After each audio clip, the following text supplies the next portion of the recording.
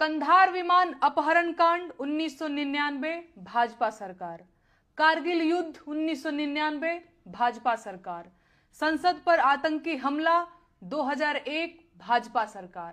अक्षरधाम मंदिर पर आतंकी हमला 2002 भाजपा सरकार।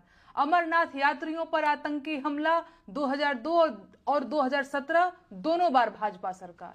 गोधरा कांड 2002 भाजपा सरकार। पठानकोट आतंकी हमला 2016 भाजपा सरकार। उरी आतंकी हमला 2016 भाजपा सरकार। पुलवामा आतंकी हमला 2019 भाजपा सरकार। पहलगाम आतंकी हमला 2025 भाजपा सरकार। देश में अब तक के सारे बड़े आतंकी हमले भाजपा की सरकार में हुए हैं और भाजपा की सरकार आते ही देश और देशवासी सभी खतरे में आ जाते हैं। बिहार चुनाव करीब है और देश में जैसे ही चुनाव करीब आते हैं कहीं ना कहीं आतंकी हमला हो ही जाता है और युद्ध के बादल घिर जाते हैं।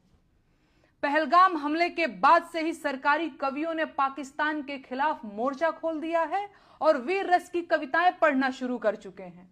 अब इन्हें पाकिस्तानियों के कटे हुए सिर चाहिए। ठीक है, तो कौन जाएगा पाकिस्तानियों के सिर काटने? ये कवि जाएंगे या भाजपा के नेता जाएंगे या अंधभक्तों के भगवान खुद पाकिस्तान जाएंगे सिर काटने? दरअसल इनमें से कोई नहीं जाएगा। अगर युद्ध हुआ तो देश के गरीब किसानों के बेटे जो फौज में सिपाही बनकर भर्ती हुए हैं वो आगे भेजे जाएंगे।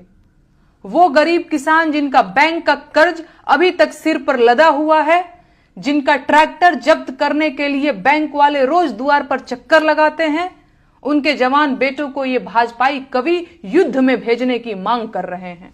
ये है इन धूर्त कवियों का कवि हृदय और नियत। और नेताओं का क्या है?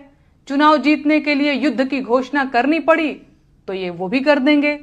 इनके अपने बेटे तो फौज में है नहीं, इनके अपने बेटे तो विधायक, सांसद और बीसीसीआई का सचिव बनने के लिए हैं, लेकिन लड़ाइयों में झोंकने और गोली खाने के लिए तो किसानों के बच्चे हैं, ताकि देश में राष्ट्रवाद का बयार चले और इन्हें वोट मिले। संसाधन देश के खर्च होंगे, बेटे किसानों के मारे जाएंगे। ये है युद्ध की असलियत और इसीलिए इन नेताओं और उनके चापलूसों को युद्ध की जल्दी है। जब भी चुनाव करीब होते हैं और सरकारों की हालत खराब होती है तो पड़ोसी देशों से युद्ध और तकरार को चुनाव जीतने के लिए हुकुम के इक्के की तरह उपयोग किया जाता है। इसीलिए भाजपा के नेता और उनके चापलूस पूरी ताकत लगा रहे हैं कि किसी भी तरह से पाकिस्तान के साथ युद्ध शुरू हो।